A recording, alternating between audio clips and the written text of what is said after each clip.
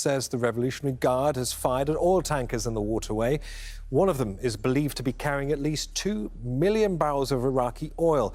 It comes after Iran reimposed restrictions on shipping less. Now to new tensions in the war with Iran. Tonight, President Trump says a U.S. Navy destroyer has attacked and seized an Iranian-flagged vessel in the Gulf of Oman, which is at the entrance of the... At 2:11, 27 miles east of Bandar Abbas, under a moonless ceiling over the Strait of Hormuz, 5,000 Delta Force operators and Navy SEALs moved against an estimated 18,600 defenders spread from Qeshm to Larak, from Abu Musa to the underground command floors beneath Tehran, with one objective and 74 minutes to do it: cut the head off the regime before the regime knew it was under attack.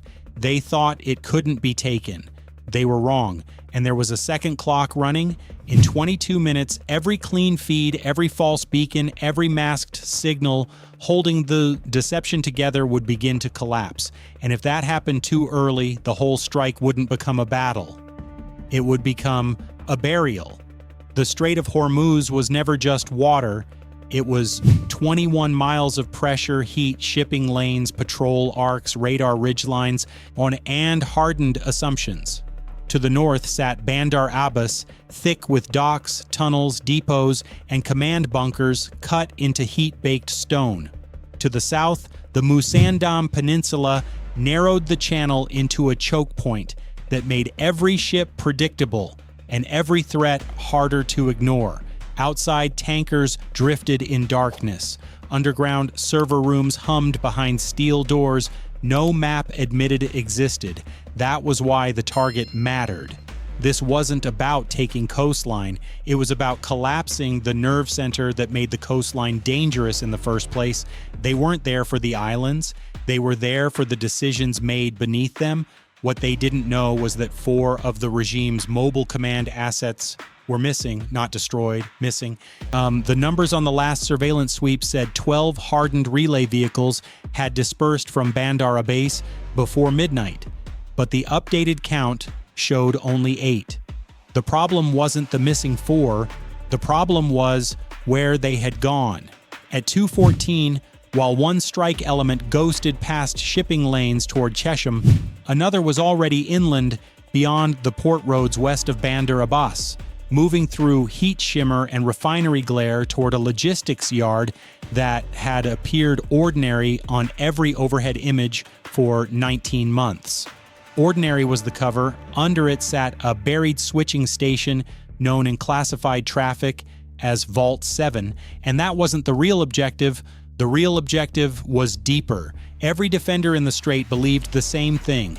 If the islands held, if the tunnels held, if the first 30 minutes held, the Americans would have to slow down. That was the mistake, because this wasn't a raid, it was a clock.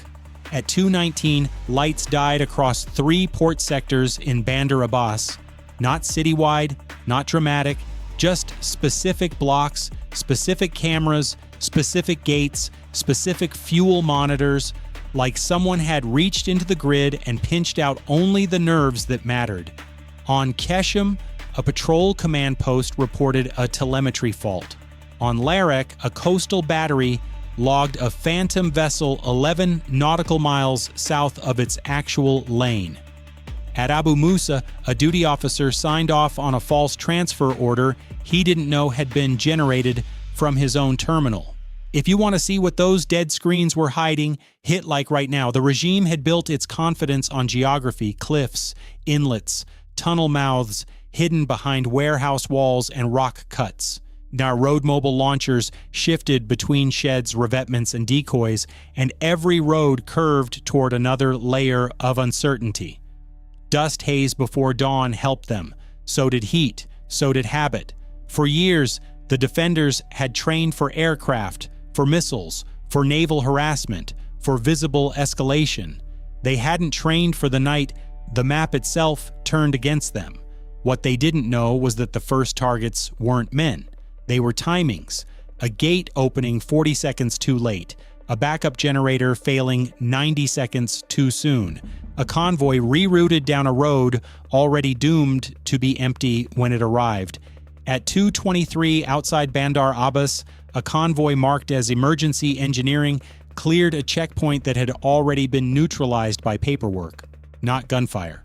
Underground, 2 floors below a maintenance yard, the first sealed corridor opened onto a concrete chamber lined with mirrored server racks and old paper archives nobody had bothered to digitize. There it was, a black binder wrapped in heat film and stamped with a designation nobody on the strike force had seen in the original brief, Directorate 17. The numbers didn't match. The facility was supposed to have 4 data vaults. It had 9. The problem wasn't that intelligence had been incomplete. The problem was that somebody had completed it and never passed it up. While one element secured the binder, another hit a tunnel junction under Keshem where 3 corridors split toward launch shelters, barracks, and a command lift that shouldn't have existed. Above them, the island was still asleep enough to pretend nothing had happened. Below, it was already too late. And they weren't there for the coastline, they were there for custody. At 2:31, the first resistance finally understood it was under attack. Not everywhere, only in fragments. A burst transmission from Larak cut out mid-call. A sentry unit near Bandar Abbas reported internal breach and then nothing else. A southern relay node near Bushehr attempted to hand off command traffic to Tehran and found the line already overwritten with dead routing. Not captured, not reclaimed, gone, and yet the 4 missing assets still hadn't appeared. That open loop kept getting worse, because every minute they stayed missing meant they were either escaping, repositioning, or waiting to trigger something that wasn't on any of the boards. Comment Nightfall if you think the defenders still believe this was only a port strike. By 2:38, the operation stopped looking like a single assault and started feeling like simultaneous collapse. Outside, fast boats in hidden pens never launched because their navigation tables updated with false exclusion zones. Underground, lift shafts locked on command floors, trapping officers between levels that had already lost power. Near Musandam, radar returns multiplied into clutter until real movement vanished inside fake movement. At the same time, inland from Bandar Abbas, a secondary element breached a records annex behind a desalination plant and found something even stranger than the binder. Handwritten port logs, paper, dates, call signs, load transfers with no customs chain and no naval registry. What they didn't know until then was that the regime had been moving leadership continuity packages through civilian freight under blackout accounting. That wasn't the real objective, but it was the proof the real objective existed. At 2:44, Tehran finally understood the South had gone dark for a reason. Orders began spilling out of the capital too fast, too broad, too late. Reinforcement commands collided with evacuation protocols. Air defense sectors requested authentication from offices that had already been cut off. A presidential movement package rolled toward one safe compound, then another, then stopped entirely when both locations returned the same response: compromised. This wasn't a defense, it was a severance. The regime had designed itself to survive the loss of bases. It had never imagined the loss of sequence. That was the mistake. At 2:52, the mid-mission twist landed.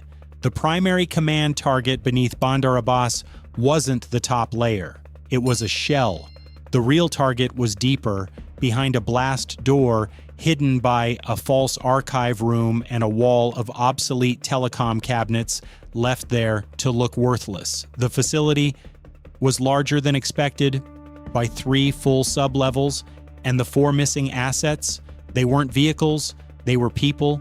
4 continuity principles moved off the books 6 hours before the strike, already inside the hidden level with portable authority codes and a dead man protocol tied to surviving regional commands. What they didn't know was that the strike team had just run out of assumptions. Type yes if you would have kept going after that reveal. From there, the mission narrowed into pure time. They had 33 minutes left on the primary window. The wipe would begin in 7. Outside, Chesham's upper galleries were secure, but a delayed fuel fire near a service tunnel forced one element to reroute through a maintenance spine barely wide enough for 2 men abreast. In Tehran, panicked officials were abandoning the presidential quarter in uncoordinated bursts. At Abu Musa, a local commander prepared a scuttling order for 3 patrol craft and never got the confirmation code he needed. Underground, under Bandar Abbas, the hidden level opened into a chamber built less like a bunker and more like a state inside a state. Map walls, redundant comms, sealed storage, emergency sleeping pods, 2 independent power rooms, and at the center, a circular command table ringed by folders, hard drives, and 1 silver case chained to the floor. They weren't there for the room. They were there for what the room proved. At 3:03, one of the continuity principals tried to execute the dead man sequence. He failed. Not because the code was wrong, because the destination network had already been isolated and mirrored 14 minutes earlier by a team he never knew existed. While that happened, another element on Larak discovered why the defenders had felt untouchable for so long. The island battery wasn't just watching the strait, it was feeding a concealed targeting network buried under civilian utility channels and linked 2 portable launch cells designed to keep operating even after headquarters went black. The problem wasn't the visible defense. The problem was the defense built to survive invisibility. At 3:11, the silver case came open. Inside were continuity rosters, relocation authorizations, and a fresh movement schedule stamped for 4:20, listing departure corridors from Bandar Abbas, Bushehr, and an airstrip west of Tehran. There it was. The regime wasn't preparing to fight from the south. It was preparing to abandon it and preserve itself inland. If you want to see what was inside that silver case, share this because almost nobody realizes what the real escape plan looked like. By 3:17, the strike had moved past destruction and into custody. Servers were mirrored. Logs were seized. The black binder from Directorate 17 matched the handwritten freight records almost line for line. Names matched dates.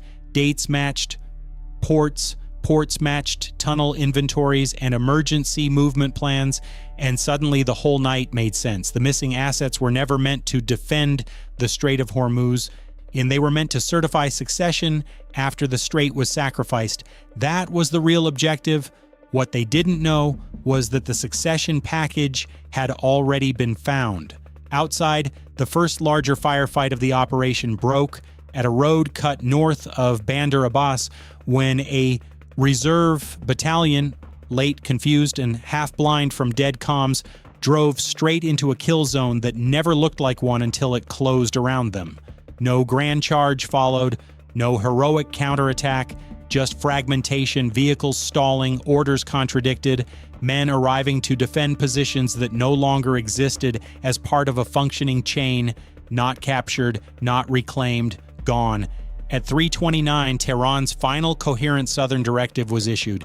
At 3:31, it was no longer executable. At 3:33, two surviving provincial commands attempted independent action and discovered their targeting permissions had been revoked by a leadership stack already in custody, whether they understood that or not.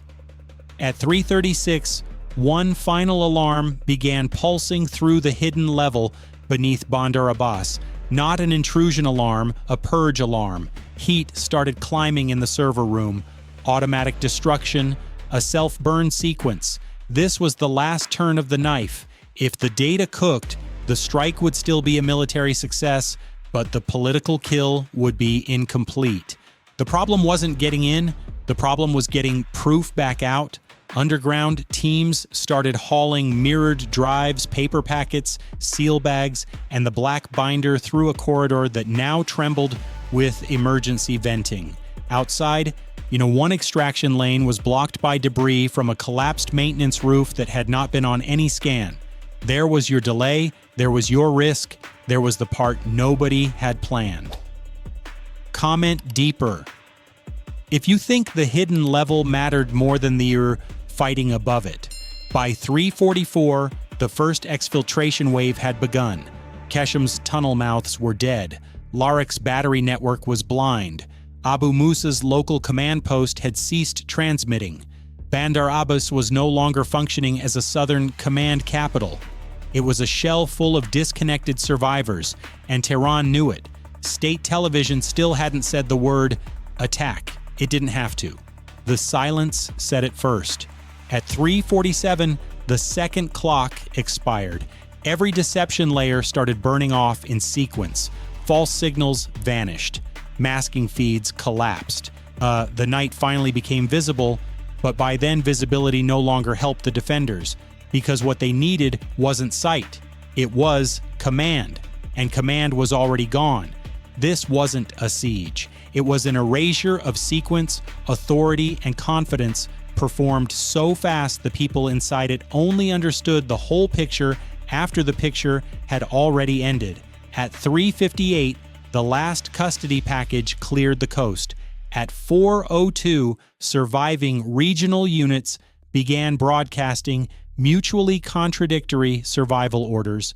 At 4:07, the final verified continuity principle was confirmed detained, and at 4:12, the southern military architecture of the regime stopped acting like a system and started acting like rubble that could still talk. What they miscalculated was simple. They believed hardened tunnels, island batteries, and sheer geography made them untouchable. But geography only matters if your command survives long enough to use it. And that night, command was cut out from under them before the first full response could even form. They weren't there for territory, they were there for termination. In 74 minutes on the ground, the strike force lost 61 killed and 143 wounded. The defenders suffered an estimated 4,800 killed, 7,300 captured, 112 patrol craft and support vessels destroyed or disabled, 19 major command facilities neutralized, and the southern continuity chain of government effectively collapsed before dawn at an estimated direct operational cost of $3.8 billion and a strategic cost to the regime that couldn't be measured in money. Not captured, not reclaimed, gone. Comment, lockdown. If you think the regime fell the moment that silver case opened, subscribe if you want the full breakdown of what they found in the binder, the tunnels, and the level below the level nobody was supposed to see.